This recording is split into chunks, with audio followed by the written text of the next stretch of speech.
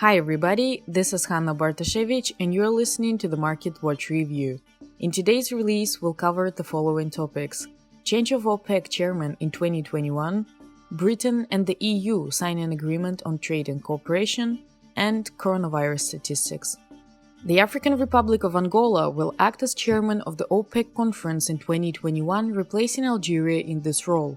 In particular, Angola's Minister of Mineral Resources and Petroleum and Gas, Diamantino Pedro Azevedo, will make a welcoming speech at the OPEC Plus ministerial meeting on January 4, 2021. Angola is a relatively small OPEC oil producer. The country's average oil production is 1.37 million barrels per day, almost all of which is exported, according to the OPEC website.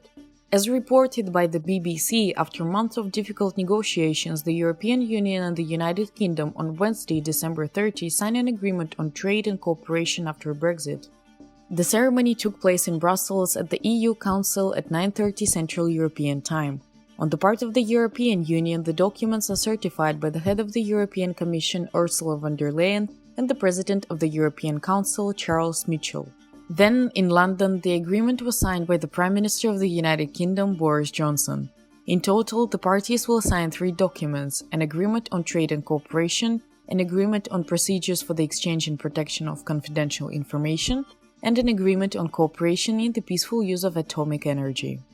Although European countries and the United States continue mass vaccination of the population, the coronavirus continues to spread, and more countries are imposing new stricter quarantine restrictions.